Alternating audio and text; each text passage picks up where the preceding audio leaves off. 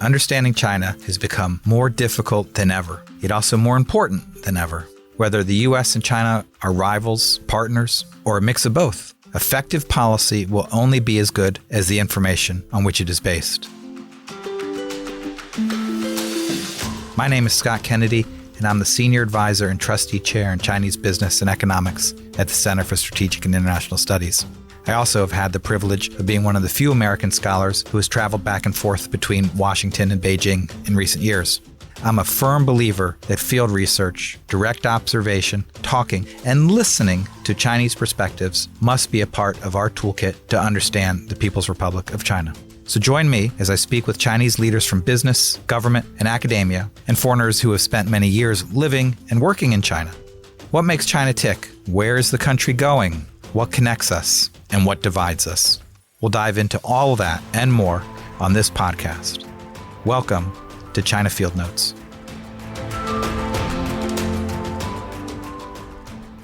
Welcome to China Field Notes. I'm Scott Kennedy.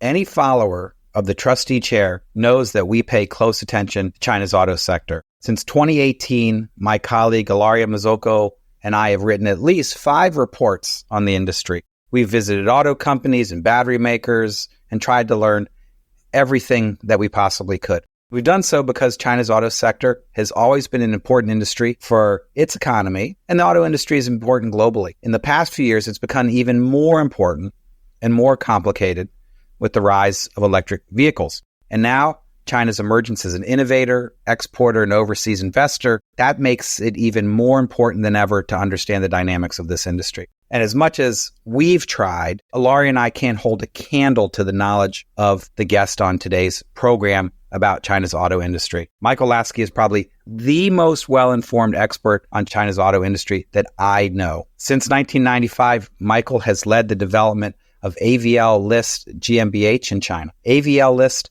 is a leading automotive engineering consulting firm with a focus on the auto industry.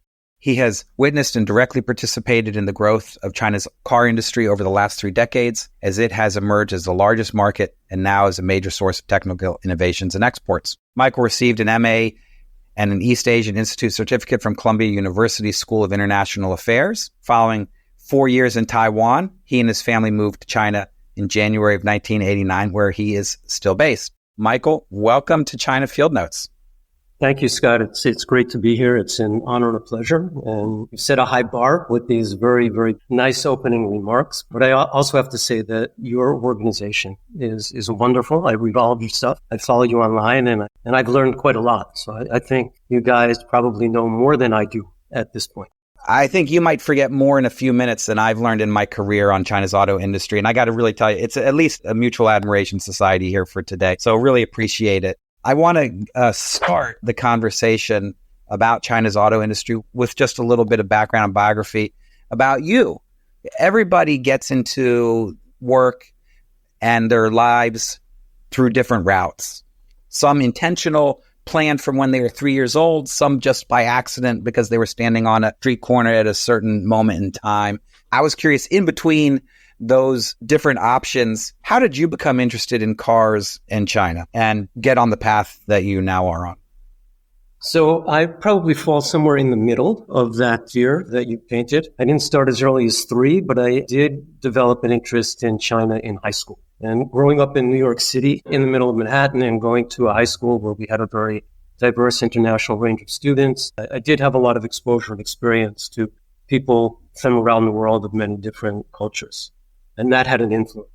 I also must tell you that when I was a junior in high school studying chemistry, first semester we had a guy, this teacher, he was old, curmudgeonly. We all sat in the back. Nobody cared about chemistry. We came in after the New Year's holiday, and there was this absolutely beautiful young Chinese teacher standing in the front of the room. So we all went from the 5th row to the 1st row, and our grades went from C to A, right? So that was my first exposure.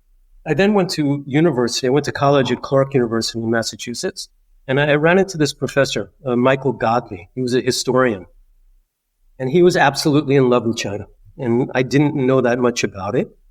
He interested me through his passion, through his knowledge about China and Chinese history. I started to get an exposure to the culture. And then somewhere in my freshman year, I decided, well, China has roughly at that point a quarter of the population of the world. We in the United States, at least, don't know terribly much about it. It's got 6,000 years of culture and history or more. So I decided that I would focus on China. So I took the courses we had at that time, which was pretty much just history and a couple of political science things. And that was really about it. But then I went to graduate school at Columbia, and we basically did what we called A to Z, from anthropology to zoology, at the East Asian Institute, which is really, really a great place with great professors. I took all the courses I could, and I went through 4 years of language in 2 years. And then after that, I went to Taiwan for 4 years, and I worked in a think tank, Zhonghua Institute of Economic Research, and that was a great place for me. And there we had the exact same library we had at Columbia. I was working with all these scholars, and I was really having a good time learning quite a lot. I headed back to the U.S., worked commercially for 4 years, and there was a bit of serendipity because, frankly, I was going to go on a scholarship to UCLA and get a PhD, which is really what my wife wanted me to do. But 8 days before I was supposed to go to California, I got this telephone call saying, excuse me, because of budget cuts, we can't honor our scholarship commitments. So I decided to head back to New York. I got involved in commercial projects. And then some colleagues and we started our own startup back in 1988. And then I was in China actually in 1989. And I've been based there ever since. I went first to Beijing. I stayed in Beijing for close to 26 years. Roughly in 2015, I moved over to Shanghai. And now I split my time between US, Europe, and Shanghai and the rest of China. But I'm in China probably 50 to 75% of the time. Well, that's really terrific. What a great evolution. Part plan, part luck. And it's interesting. I have some relatives, including a niece who recently graduated from Clark. And it's funny, you mentioned UCLA. I was working at the Brookings Institution in the early 1990s, and I thought, I really want to be a historian of China because I really like the topics and history. And I got accepted into UCLA. And if I hadn't decided that I was really interested in public policy, I probably would have gone out to Los Angeles and Westwood and become a historian. And, again, just total luck. I took a different path. And that's why we're both sitting here today speaking with each other.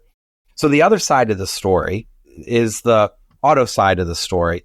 All of us grow up going around in cars, learning about cars, learning to drive them and stuff. But you really, you know how to engineer in detail about cars and everything. And so how did you marry the China interests with your interests in autos?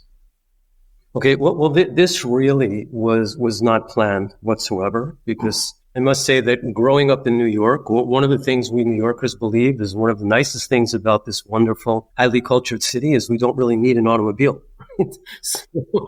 So, to be honest, by the time I got out to China, I, of course, had a driver's license. I knew how to drive.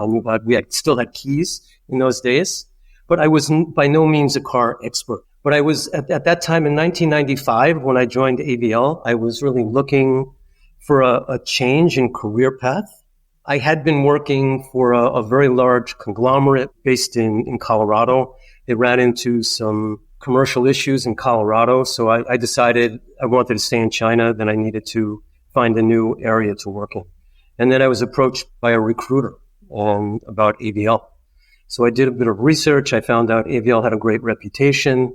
It really was a storied and really had a legacy as a company, especially in technology, and was really a high-tech company. That's what we did. We developed technology. And for me, I was not a technologist. I'm not an engineer. I studied modern Chinese history. I studied political science. I studied economics. I got involved in commerce. I was really on the management commercial path, which was really not the typical career path for someone in AVL.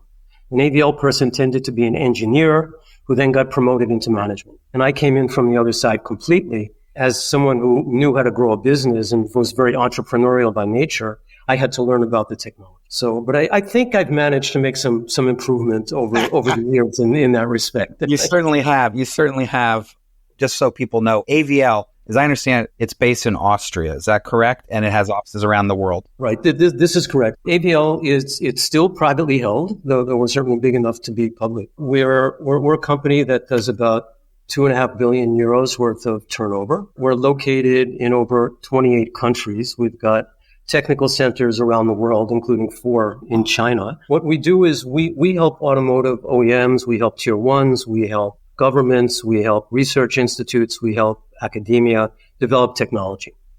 So we're involved in a whole range of technical projects. We started on the powertrain side, but now we're heavily invested and involved in the vehicle and in the whole systems integration of the powertrain into the vehicle. Plus, that leads us into environmental issues and all kinds of carbon-related issues and climate change and so on and so forth. So we develop technology working together with our customers. We also provide software and tools that you need in the technology development process. So as I always like to say, we have different strategic business units, or SBUs as we call them, but one SBU is a client of another. So our engineers say, I need to measure this, I need to validate that. And then the tool side of the company, making test beds and setting up research institutes and technical centers, we've got to develop that type of technology to measure and test the validity of the technology that's being developed, to make sure that what we're doing is meeting the requirements of our engineers and, of course, our customers and the marketplace. And then we also do software with software tools, which is becoming more and more important, of course, in today's generation of software-defined vehicles. Well, from what I can tell, and having learned a little bit about China's auto industry and the different players, that firms like yours are part of the untold story about the transformation of China's auto industry and its role in the world. I think most folks look at the relationships, the business relationships between a Chinese automaker and a foreign automaker and say that's really where all the collaboration has been. But actually, if you go one level below that to advisors and industry analysts and supporters, firms like yours, I think actually there's a whole nother layer there of what's been really important. You know, when you first started in the mid-1990s in this sector, I was in China a lot then. I would tell you that most folks got around on bicycle. It was really difficult to find a taxi. If you were going to take a taxi, you might have to get yourself in the back seat of a dangerous mianbaoche, a little minivan that would be really quite a threat to one's life, or a Xiaoli, little teeny little car. Chinese vehicles were really not that great. And foreign companies were brought in to be partners with Chinese and really, I guess, dominated the market. Lo and behold, here we are a few decades later, and things have fundamentally changed. I mean, it couldn't be more different. I don't know if you need to take this in just one bite, but maybe about at least the first part of that transition from China really having no private cars and basically just simply being a provider of assembly and learners from others. How do they get to developing significant domestic capabilities where even just traditional cars before, and then maybe we could transition to see how they made the next step to EVs? First of all, it is true what you said is that absolutely correct. And in the 1990s, around 1995, almost everybody was riding on their bicycles. There were a few cars, but they were few and far between. The drivers of the cars were really privileged people because they had their own transportation. They were riding around with the boss in the backseat all day long. They knew exactly what was going on in the company. So it was a highly wanted position to be a driver. And that was really, you'd have college-educated people doing that. And at that time, frankly, anybody from a PhD from Tsinghua University, the absolute best engineering university in China, I could pretty much hire anybody I wanted. I mean, it was really remarkable. And that's one of the ways I was able to build a company, was by finding the right people. To come back to the point about China always had an automotive industry. So FAW was founded in 1956 up in Changchun. The same guy who was very much involved from the political point of view in founding FAW was also involved in founding SAW, which is now called Dongfeng. But back in those days, we called it SAW. And that was founded in 1965. And then there were a whole bunch of other state-owned enterprises that were founded in various parts of the country. So we had BAIC and GAIC and SAIC, and we had Chang'an and so on and so forth. And the state-owned companies pretty much dominated the playing field. It was pretty bureaucratic. But schools and colleges, they set up programs. So they had automotive institutes, and they were highly focused on mechanical development. So I think China's always been good at planning. And I think we'll get into this a lot later because I think that's a big part of the story into electrification. But China always believed in bringing over foreign companies that they could learn from. So it wasn't about dominating the market in those days. It was about getting people to come over with their technology who were willing to work and share with Chinese companies. And in those days, of course, China would provide the land and the labor, and the foreign companies would provide the technology and have an opportunity to make a highly profitable business. So it worked out very well for both sides for quite some time. It's just more recently where we've gotten into a whole lot of difficulties, where the competitive landscape has changed completely. And when we look at China, from 1995 to 2000 was kind of slow growth. But somewhere around 2000 to 2005, we started to see big growth, 10, 15%. And you'll remember that by 2013, 2014, China was the largest market in the world. And in AVL, 25% of our business was coming from China for a certain period of time. And then companies like BMW, like Audi, like Volkswagen, like General Motors, etc. Everybody was coming over to China and earning very, very large profits. So they were very willing to invest. And the Chinese companies, of course, were then trying to compete. But China never really thought, and this really I've had from many, many different sources, China never thought that they were going to outcompete Western and Japanese and Korean companies and North American companies, of course, on the basis of traditional ICE technology. They always thought they'd be playing catch-up. But there was a vision, and I think this is highly important, that was articulated to me as early as 1996, 1997. And it was articulated to me by Wang Gang, who later on went on to become the Minister of Science and Technology for 2 terms. Back in 1996 or 97, after spending 12 years in Audi in Germany, and becoming quite a fluent German speaker and specializing in fuel cell technology as well as in other aspects of NEV types of applications such as electric vehicles, he became the leader of the Automotive Institute at Tongji University. AVL, we had a long-term cooperation with Tongji dating back, quite frankly, to the late 1920s. When the founder of our company, Professor Hans List, he was actually a professor in Tongji from 26 to 32. So there's a whole museum there. You could see the instrumentation he used. You could see all kinds of things. He went back to Austria, and after World War II, we founded AVL in 1948. So I like to say that we were 1 year ahead of the PRC.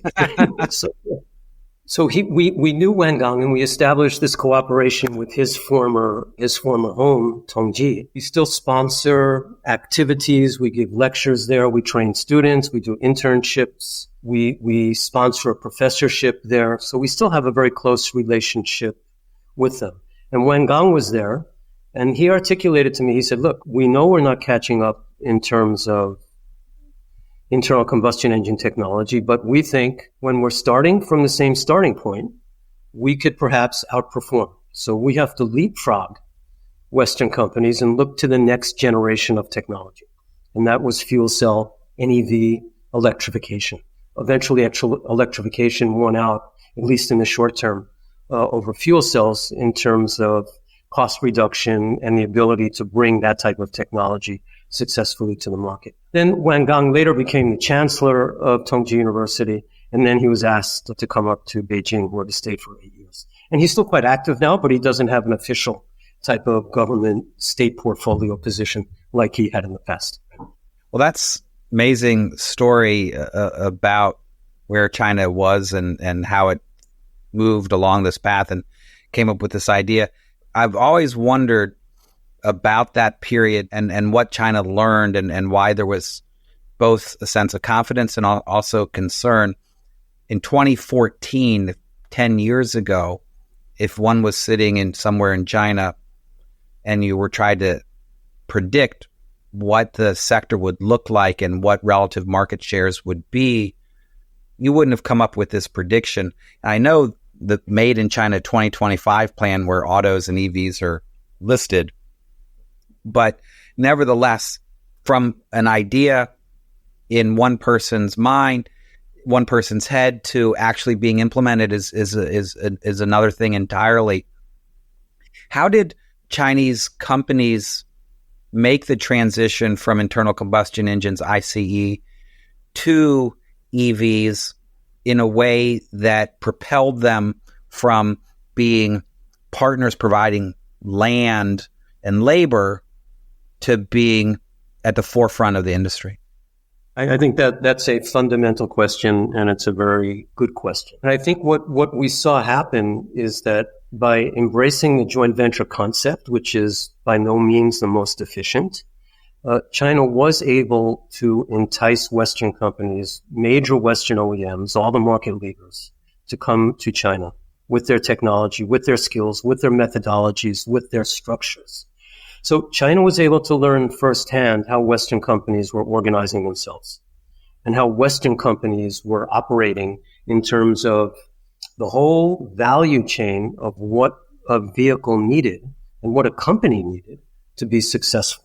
So China at that point, I think, was really in learning mode.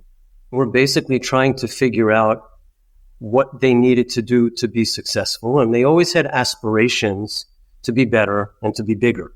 So I think part of Chinese culture is they like big and they like to win. This is really, I think, two fundamental points that you see in China in every aspect of what's done. We want to be big, we want to be global, and we want to win. And if we can't accomplish that, then we don't think we're succeeding. When it comes to automotive, so China ramped up and got up to 29 million vehicles by 2019. So if you think about it, Germany had about 16, the US at that point maybe had 17 or 18. China was a huge part of the global market already. So of course the companies were getting bigger, they were setting up research institutes, they were hiring thousands upon thousands of PhDs and researchers, and they had a very, very skilled, highly motivated labor force. And they had built up the world's best factories because they were new. All of them were brand new. So it was a combination, and I just listed out what I think are the key points. And this is true for what happened with traditional vehicles, which I'll call the ICE vehicles for our purposes, and the NEV, which I'll call the vehicles of the future, and actually of today, at least in China. There's the short version is basically vision, plan, investment in the total value chain, industrial policy and commitment to implementing it, innovation in terms of technology and cost reduction, exports, building up a very high domestic market share, the valuation of your companies on the global equity markets, whether it be in Hong Kong, China, United States, London, or any other financing hub that we have in today's world. And all of this leads to how do you develop growth? And then how do you build an industry that can be self-reliant and innovative and doesn't have to depend on outside parties? And I think this is where China is at today. And I think that when we look at the electrification industry, China believes, and they are in many respects, they're far ahead of all of their Western, Japanese, Korean counterparts. And this might be a little bit odd, but part of it is because of COVID. Because during COVID, in between, say, 2020 and 2023, there was very little travel back and forth. And Chinese organizations really grew tremendously at that time in the electrification area. That was a time where actually, if you look at it, in 2020, China produced 1.367 million electric vehicles, NEV vehicles, including plug-ins and BEVs. 5.5% of the market share of the country in terms of the vehicles. 70% of that was BEV, 30% was PHEV. In 2021, that market share almost tripled. So it went to 3.52 million vehicles, 14% of the total domestic market share, 77% NEVs, 23% PHEVs. 2022, another huge growth, where we went to 6.87 million NEVs, 27% of the market share. 78% BEVs, 22% PHEVs. 2023, 9.495. And to put that in perspective, in 2023, there were about 14.4 million NEVs produced globally. China produced 9.495 million of them, or 66%. That was all coming out of China. In that time, there were, again, 70% BEVs, 30% PHEVs, 32.9% market share in terms of the domestic, of the new registrations. First half of 2024, more of the same. The growth curve is flattening out a bit. It's not such a hockey stick. It's a little bit more linear or flat. But 4.941 in the first half of this year, and that will, if it sticks along the same growth, the same path for the rest of the year, that will probably end up somewhere about 37 to 38% of the market share of China. So you think about it. In Europe, we've got about 15%, and it's kind of peaked and it's gone flat. North America, it's about 9.5 or 10%. The rest of the world is highly interested in NEVs, including the global south, including Latin America, including India, including all of Southeast Asia. So China now, by taking the step to really build up and dominate the complete value chain in terms of NEVs, and then putting that inside, nesting that inside a foreign policy that pretty much wants to, I won't say rewrite the global order, but they want to change the priorities of the global order. And what they'd like to do is be the leader in green tech. That fits very well in with everything else China is doing in terms of emission reduction, in terms of solar energy, in terms of electrolyzers and electrolysis. China wants to be the leader of carbon reduction. And this year, they actually managed, it just happened last week, but it was announced in Caixin that for the first time, China has more energy capacity available for green energy than for coal. So that's the first time. So it doesn't mean there's not too much coal. there certainly is. It just shows you the trajectory and the path and what the goals and priorities are.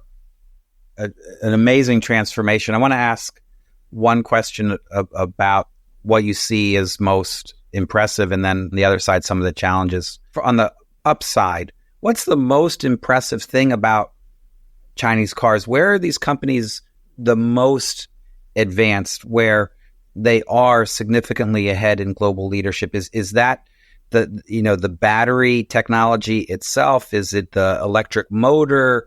Is it the efficiency of manufacturing, or some other element of new energy vehicles that I haven't mentioned yet? I'm going to answer that in a minute, but before I do that, I just want to give you a tiny bit more of information to put this in perspective. When we think about how a country or how an organization makes its own business plan and its own path forward, and how the Chinese policymaking situation works, I think you have to look at where are the national strengths and what are the resources available, because you want to have a policy that could be successful. So one of the things that China did very early on is they invested in the entire value chain. So when it came to mining, China is in the top 3 in lithium, in the top 5 in nickel. Cobalt, they've got a small percentage, and in graphite, they're number 1 in the world with about 75% of the global market share. Then they went up the next stage of the value chain, and they went to material processing. And here, they're the number 1 processor, lithium, cobalt, and graphite, and the number two country doing processing for nickel. Cell components, the battery cells, which is really the heart and soul it's kind of like the internal combustion engine of the Ice Age. China produces 65% of the cathodes in the world, and China produces 80% of the anodes, and they produce 70% of the battery cells. China has in place all of the cost drivers to develop a full supply chain, which will allow them to scale up their business. And then to come to your question, where do I think China has done particularly well? One, it's definitely the battery technology. When you look at the world today, of the 10 largest battery producers, 6 of them are Chinese.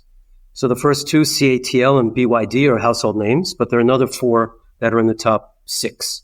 Then you've got three other companies that are Korean, and then you've got one that's Japanese.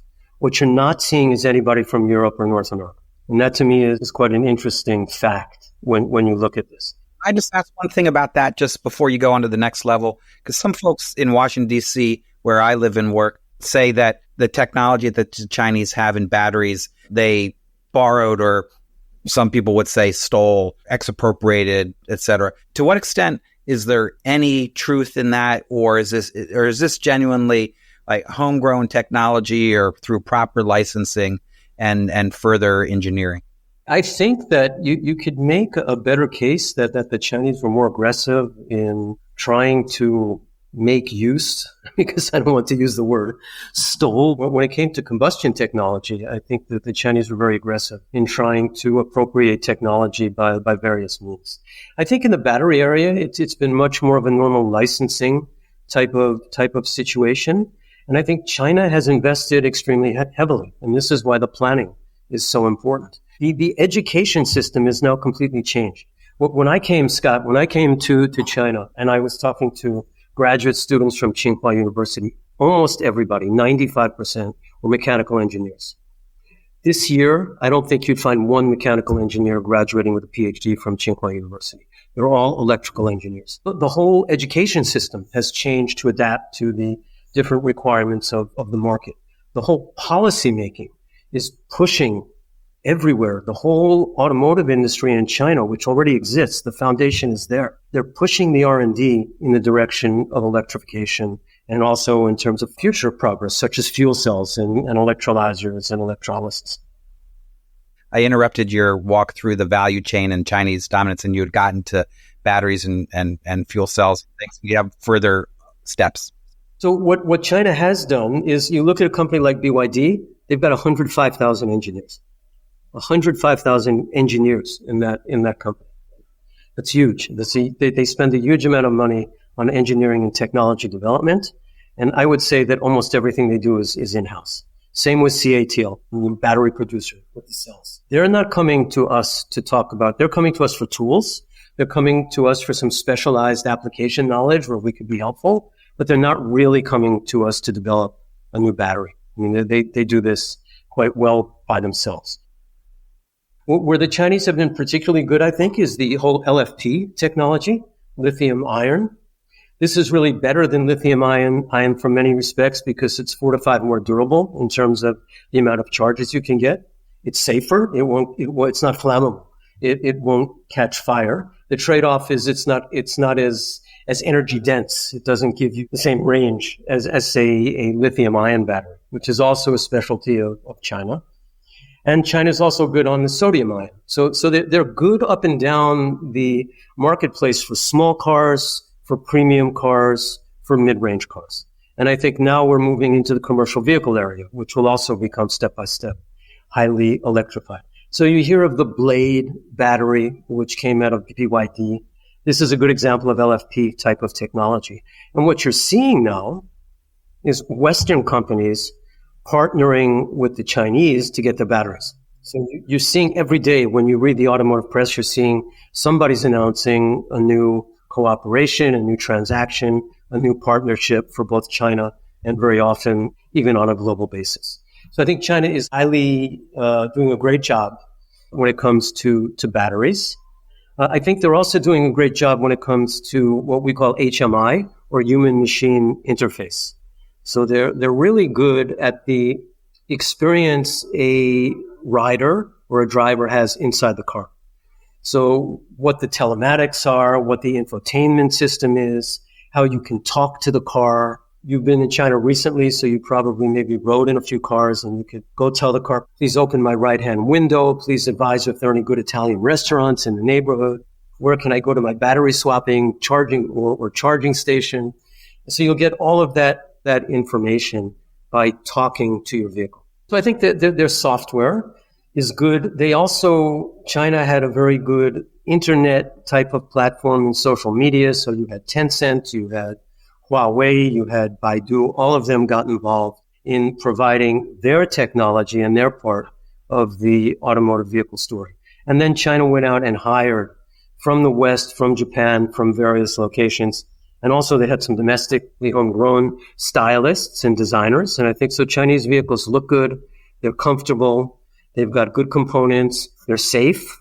They're passing all the NCAP requirements in Europe and in China.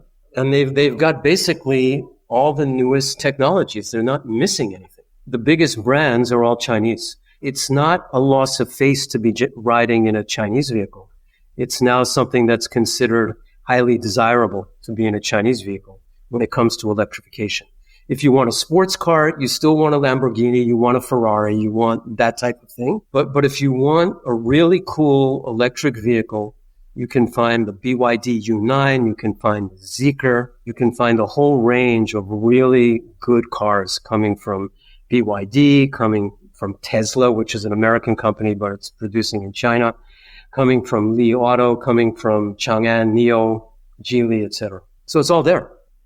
Another question about the sector that I just thought of, and this is something that, I've been looking at in terms of the amount of state support for it, as well as some complaints that I've heard from others, not just competitors, but other industry analysts.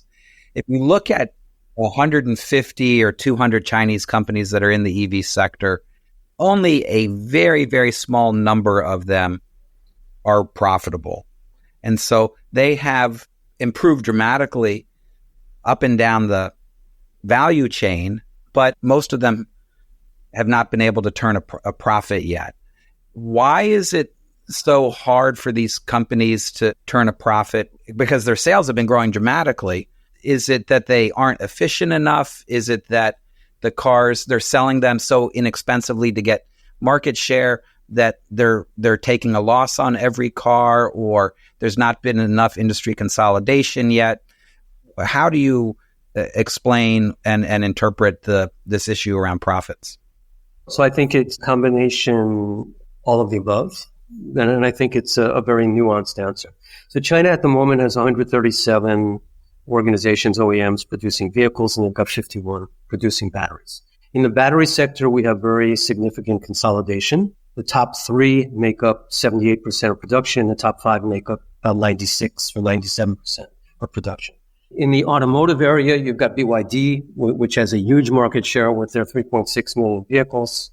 And then the second closest is Tesla with about 850,000. So most of them are in the range of, say, 100 to 500,000. And that's the top 20, and everybody else even less. So most of them don't have scale. The only two companies really making a significant profit are BYD and Tesla, and they're the ones with the highest scale. And those are the two companies that are highly vertically integrated. So at this point in time, in the automotive sector, if you look through history, the automotive sector is like a pendulum. It swings back and forth between outsourcing to tier ones and bringing everything home in-house and vertically integrating, and keep getting rid of the middleman, developing your own technology, and working with companies such as ours and others and academics, and keeping that profit all in-house. Then it becomes too big and too unwieldy, and you get too many fights internally where the profit's being booked, and then you get back to the outsource model. Right now, I think China is moving towards consolidation, as they've done in batteries, and I think they're moving more towards the vertical integration insofar as it's possible. Now, in any new startup area, and Tesla is a good example, Tesla wasn't profitable right away. It took Tesla 10 years, and then all of a sudden it became highly profitable and kind of went viral. And I think BYD, they had other businesses. So they were making a lot of batteries for electric consumer products. They were for phones and for all kinds of other consumer daily use products. So they already had cash flows. They already had this type of activity, which was already profitable. But most of the companies do not make profits, which is why they're so interested in exporting. And then we really come into the problem. China moves up the value chain, and now it's not China's producing light industrial products that other countries no longer want to produce. Now they're producing the exact same products that other countries do want to produce, and which, rightly so, are the types of technologies that we all need to be successful in the world moving forward. Well, we're going to get to that sort of competitive aspect in just a second. I just wanted to put a period on this part of the conversation about industrial policy, because having lived in China, worked in China, being familiar with a variety of different industries, even though you work on the auto sector, we've looked at other industries where industrial policy hasn't been as successful. China does have its own commercial aircraft now, the C919, but I can tell you it's taken them a very long time to get that plane. They still can't hold a candle to Boeing and Airbus. China has chip companies, design firms, fabricators, integrated firms. They still are significantly behind in semiconductors. What is it about the auto sector that has made that it be more successful than some of these other areas where they have put a ton of resources and effort, but it hasn't, at least so far, yielded the same results? That's fine. And I think it's a good point. And I was also thinking about these other industries and what the comparisons were, what the differential is when it comes to the Chinese automotive sector. First and foremost, they built up in advance the whole value chain. So they had a supply chain and they had one that was highly cost effective. Two, they had been dealing for more than 2 decades with Western companies, so they understood how a vehicle was produced. They understood what the development process was. And China's main focus for many years was taking a 4 to 5 year process and telescoping that into 2 to 3 years. So we'd always get this request. We want a new powertrain and we want it in 24 months. And it's got to be better than anything that BMW's got on the road. I mean, they benchmarked against the best and they wanted it done in half the time. And they were always very good and spent a lot of time on reducing the cost of production. In electric vehicles, they pretty much looked at what Tesla was doing with this kind of huge stamping of the whole vehicle. They pretty much mimicked that. I don't think there are any IP issues. Otherwise, Tesla would have made those known. But they pretty much looked at best practices and decided they were investing in that area. So aside from that, the infrastructure was in place. They also had automotive companies that understood the automotive market. They knew what Chinese consumers wanted. They knew how to advertise the products. They did have dealer networks set up. They had after-sales customer service. And they had a huge electronics industry because all of the chips, not all, but a lot of the chips, a lot of components were already being made in China. So all of that was in place when this really got started. And during COVID, of course, nobody was paying any attention. The West was kind of sleeping while China was really growing extremely quickly. And that's why I said that I think COVID actually has a part to play in this story. I just kind of thought of it today, but really, I was just thinking about people keep saying, oh, I haven't been to China in 4 years, and when I come back, it's so different. So, but aside from that, because I do have a list of these things. So they already had electric component exports in consumer devices, had a distribution chain. They had all these battery exports, they had distributors. So they knew pretty much how to go about working in foreign markets. Also, I think they had a big gain in the 2010s. Anything electronic, starting at about 2015, got huge valuations on the stock markets. So I think NIO, I think Li Auto, I think Xpeng, I think a whole bunch of companies, I think even Tesla, they were able to get very, very attractive financing. You saw these companies producing very few vehicles that had market caps far ahead of, say, a German company, which trades at 6 times earnings. So it was kind of an anomaly, but that was something that Chinese had access to a lot of cash from overseas investors, which they then put to use in subsidized or self-financed part of the learning curve or part of the 10-year period from startup to be going profitable. There was a big push from the government. There were definitely subsidies, all kinds of subsidies. There were financial subsidies. There were different kinds of tariffs. There were all kinds of policies related to license plates. Local officials, they have a scorecard. So they were pretty much graded on how they were doing in one of the 8 pillar industries, automotive. And I think automotives are easy to see. You see them all on the street all the time. So it was very easy to measure whether Chinese companies were doing well or were not doing well. So I think all of this made automotives high profile. And I think Chinese felt that they had a chance now to go out and win in this area and export, which encouraged the government to focus even more on this sector. So I think for all of these reasons, plus the very good state of the Chinese software industry, the connectivity issue, the internet platforms, and here you could say that Chinese pretty much copied the Western business models, but they built it out in huge scale. So they had WeChat with 1 billion users, and then they had Baidu, they had Huawei, etc. And then all of those companies, with support of government organizations and academia, they put everybody together. And I think what they did is they tried to take the best from these different areas and encourage organizations to work together. Well, that's a really tremendous story that you've told, and similarities and differences between autos and the other industries. It's something that we try to think a lot about here at CSIS. In Washington, there's both anger at Chinese success as well as efforts to adopt our own industrial policy in a variety of different industries, including in autos. And so trying to come up with sort of a nuance and understanding of variation across sectors and what worked and doesn't and why is really important to think about. So I appreciate that. We shift now to the final segment of the conversation, which is really about China's relationship with the rest of the world. First, from the perspective of these products which the Chinese have been building, electric vehicles, as you mentioned, they've begun to export. And when I first started looking at this 8-9 years ago, China's number one export market was Bangladesh. Today it's Brazil. Only common thing about Bangladesh and Brazil is both the first letter of both countries is B. But Brazil's a much bigger market. There's a lot of concern in the United States about this. The U.S., as a result, has imposed pretty high tariffs in May of this year.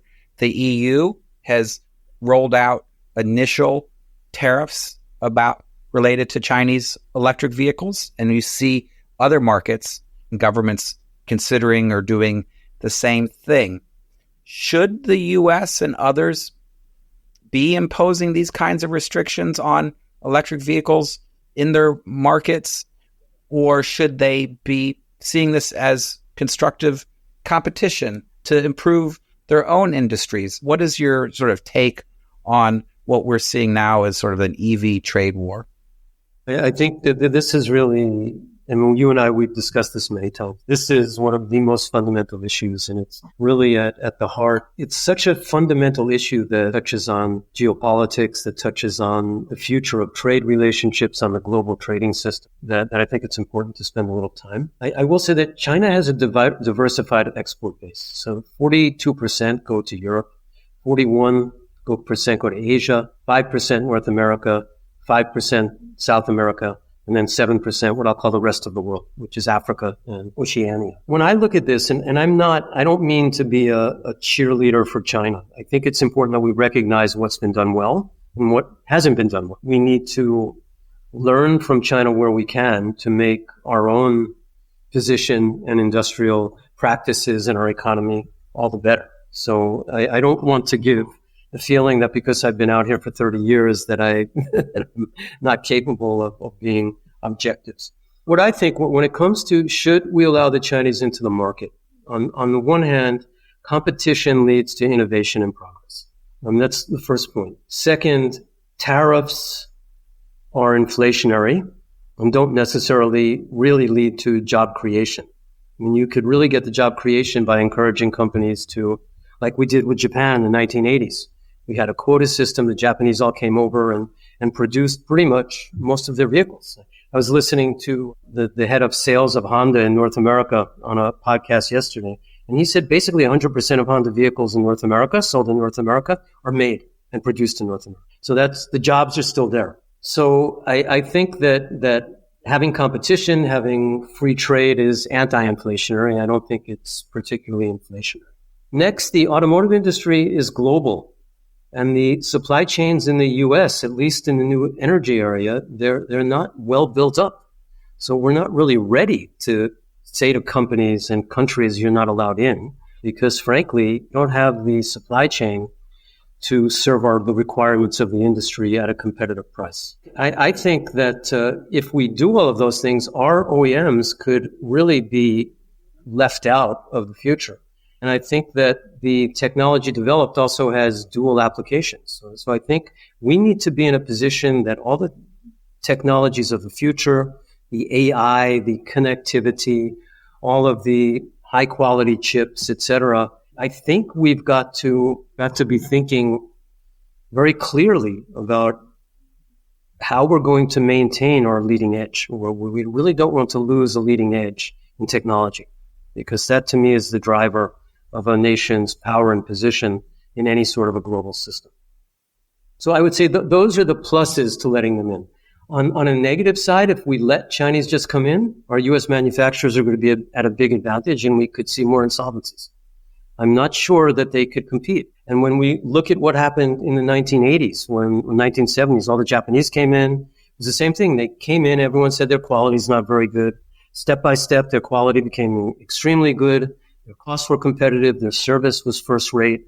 And they took away more and more market share until certain organizations got sold, and we had a lot of bankruptcies. We had a lot of turmoil in our automotive market. Koreans came in, especially Hyundai, and they were extremely successful. And I think that you do need scale to finance further transformation. So the trade-off is we need scale in production. But on the other hand, if we don't let in the competitors, if we don't encourage at least countries and other companies from different locations, whether it's Europe, whether it's Japan and Korea, whether it's China or somewhere else, if we don't encourage them at least to come in and produce, we really run the risk of becoming also. I think we really run the risk of not being competitive in the automotive sector, which might have implications in some other sectors as well. This may be pointing to the difference between what appears to be the American approach and the approach of the European Commission. And the U.S. currently doesn't have any regulations that ban Chinese investment in the United States to open factories. Yet almost no Chinese companies actually have opened plants here. I think they're worried that there could be regulations in the future that make it impossible to operate, and then they would have plunked down a few $1 billion. But the only folks that I can find in the U.S. right now is Polestar, which if you go a few blocks from CSIS, you can find one of their 31 showrooms in the United States. Europe, on the other hand, seems to be signaling, if not outright suggesting, that their tariffs are about trying to really address what they have tried to do through math, identify specific subsidies which they believe are unfair, eliminate that gap through the tariffs, or not get in the way of Chinese to invest in Europe. Do you think the European approach is a more realistic approach toward trying for European automakers to stay at the forefront? Or do you think they also run some risk of letting in companies that may eventually replace them? I think having spoken to a lot of my colleagues and also others from the EU about this, my understanding of the EU policy is one, they took a more nuanced approach about analyzing who is at least being helpful in providing information so a realistic and reasonable tariff regime could be set. So they came up with these different levels of tariffs based on how cooperative some companies had been. So they did that, and then they put in place, I think it was as of July 4th or July 7th, what was called a provisional tariff at these new rates. But that expires in November, somewhere around the time of the U.S. election, quite frankly. And then the EU has to vote on whether or not they're going forward with these tariffs or not. So I think the idea was to put in place a provisional regime so that everybody would take it seriously. So there was something there so that everyone could understand the consequences and calculate. But at the same time, leave space for a negotiation. And what I'm thinking is that Europe will do something similar to what the U.S. did in the 1980s with Japan, where we negotiated sort of quota system about how many imports could come in, and we encouraged investment within the United States for the production of the supply chain as well as the production of the vehicles. And then you have in Europe and the EU, you've got a lot of disparate opinions about what to do. So Germany doesn't really they didn't vote against, but they kind of abstained, which in the European system is kind of like saying, okay, we'll accept it. But then you had, I think it was Spain, Italy, France, they voted for. A bunch of countries, Poland, Hungary, I don't know, there were 4 or 5 that voted against. And then there were a whole bunch of others that really, some voted for, some voted against. That's an approach that's more reasonable because I do believe the automotive industry is a global industry. And I do believe in the best interests of the consumer, we do need to have scale. In the best interests of the environment and migrating towards a green environment, getting rid of emissions, reducing and improving our carbon footprints, solving climate change, putting the US and the EU and Japan and Korea in a position to compete with China at least in messaging and working with the whole world, that we're also very much engaged and committed to resolving environmental issues. I think it's very important that we're involved in the mobility industry. I don't think we could just cede that whole thing to China. I think that would be a huge mistake. Final question on this topic. This has been a fantastic discussion. We just talked about Chinese companies selling, investing abroad. But let's go back to the beginning about American, European, Japanese companies in China. There's an argument that their market share is inevitably dwindling in China, that they handed over the keys to the kingdom to their Chinese counterparts, which has been a form of sort of commercial suicide, and that they've also sacrificed American national security by being there. And so you do hear from some quarters suggestions that the faster foreign auto companies can leave China, the better. What's your view about the pros and cons of Western automakers being in China? I think here we have to separate this into really what are the technological development, military type concerns going forward, and what really are the concerns of a business. What are the concerns of a CEO relative to his fiduciary? What are his fiduciary responsibilities, and what are his concerns to the shareholders? Because from his day-to-day operations, he's got to think about running a business, and he's got to think about profitability. And can you reasonably take 30% of a global market and say, I don't care about it, I'm not going to be there? I'm not sure that really makes sense from a commercial point of view. You need to find a way to be competitive, but you can't just say, I'm not interested in that part. Well, profitability is falling, but it's not non-existent. So if European companies, especially the German ones, were making 35% in the past, fantastic profitability, now they're making maybe 20%. It's dwindling until they can get their offering, their product portfolio up to speed in terms of what the market wants. And then they'll be able to make profits again. Tesla is making profits, so the argument I would make is, why can't other companies make profits? Why is it that Tesla can, but the others can't? So maybe we should look at it. What has Tesla done right? What has the other companies have not done right? But at the same time, Tesla's market share is decreasing. So Tesla also has some issues where there could be improvement. If we don't engage in China and we forget about 30% of the market, well, that has a big cost in terms of scale. So we're sacrificing 30% of scale, which gives Chinese companies a huge advantage. Next, and here comes back to the COVID self-reliance and the whole thinking of the current government of China. And this really is just not now. China has always been talking about self-reliance for years, for hundreds of years, thousands of years. I think this is built into the Chinese DNA. And I think that just like the US, we in Europe, we want to be self-reliant. China also wants to be self-reliant. And if the US and Europe would walk away, I don't think that's going to have any effect on Chinese abilities to build fuel cell cars or to build NEVs. So you might argue that in 1970 or 1980, China would not have been able to catch up to where they are now. I would agree. That's probably an accurate statement. But if we look at today as the baseline and the starting point, which is pretty much all we could do, I don't really see the gains of walking away from China. In fact, the more China is interfacing and conducting business and has interests that involve Europe and the West, the more there is reason to compromise and come up with ways to collaborate and get along as opposed to do the opposite. And I think here a lot really has to do with the election that's coming up. And I think the very fact that we do have a candidate who talks about 60% across the board tariffs, that's very scary when you're talking about investments that burn the billions of dollars.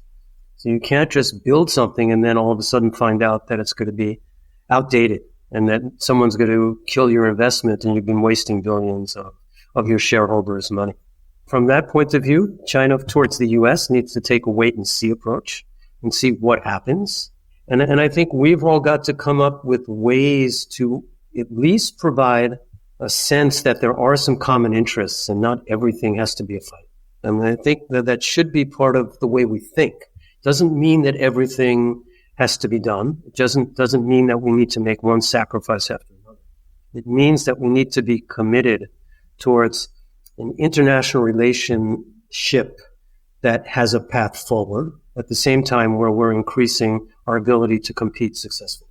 Maybe it's not an easy task, but I don't think it's an either or situation. I think that's really helpful. I got to tell you, there's work to be done both in Washington and certainly in Beijing on that score to build a sense of trust and to look for places where there might be some ability to compromise and get some things done that might be, surprise, surprise, in both sides' interests. This has been a tour de force conversation. I have learned a ton from you today, like I always do, and I know that our listeners have as well. I want to thank you for sharing with us today your observations built over 3+ decades of watching and working and living in China. Thank you so much for me to be invited by CSIS, which is highly prestigious. It's really a great honor, and I really enjoy having the chance to be here and to talk to you and to be able to make my views and insights known. Of course, like always, anytime there are follow-up questions, I'm always available to answer. Well, we look forward to having further conversations with you down the road. Again, thank you so much. Thanks for listening to China Field Notes. Stay up to date with our latest releases by following us on Spotify, Apple Podcasts, or wherever you listen to great content. Until next time.